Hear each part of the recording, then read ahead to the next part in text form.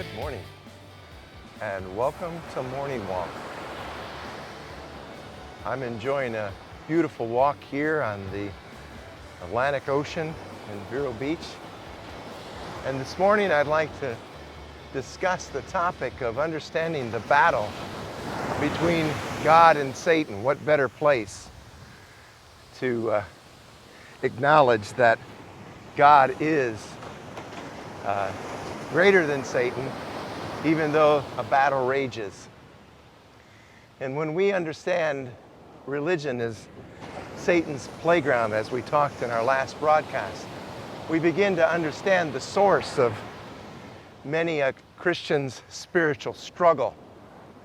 And that's because religion, and thus religious thinking, are the source of man's struggle.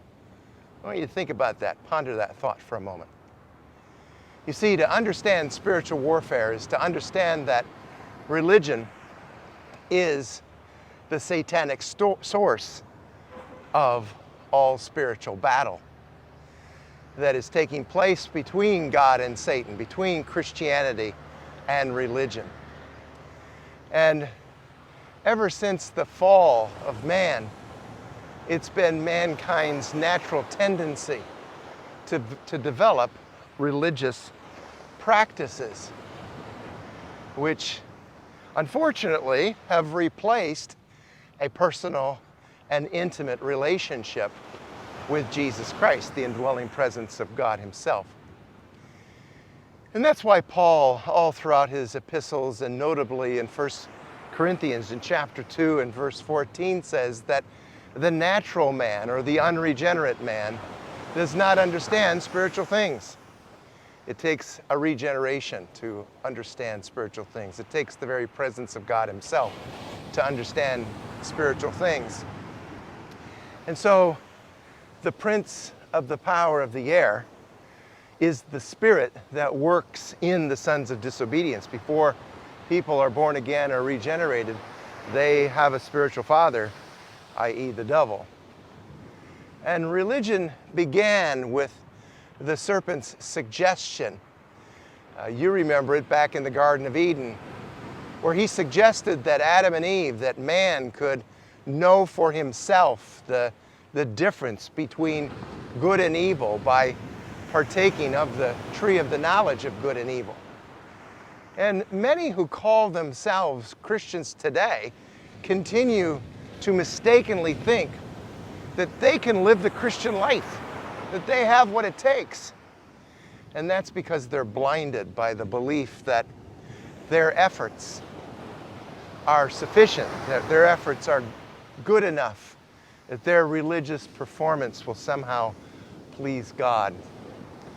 And if we correctly understand the gospel, we realize that that's not true. We have to make a distinction between what it truly means to be Christian and religious thought.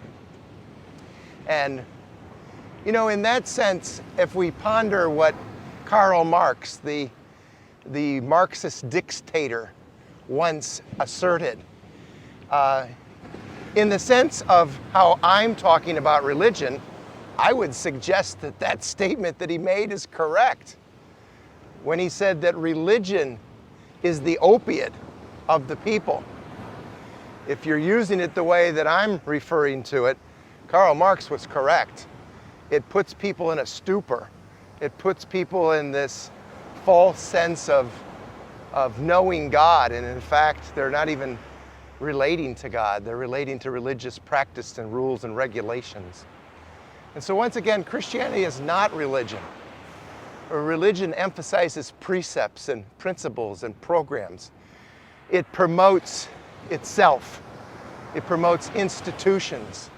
Whereas Christianity is always a person, the person of Jesus Christ, and experiencing His life lived out through the Christian as we walk by faith. That's why these daily walks of faith are so important, because they remind us of who we are and the fact that we experience our Christianity by faith. And so religion has to do, as I said, with rituals and rules and regulations, legalism and law-keeping, and the sinful performance of man's failed efforts, which are simply filthy rags, as Scripture points out. Once again, the good news this morning, the good news of Christianity is that it's not what we do, but what Jesus does, what Jesus has done, what he is doing, what he will do, as you and I simply, in childlike faith, walk by faith, walk in a dependency, walk in an intimate relationship with him. Christianity is Christ. Christianity is Christ in you.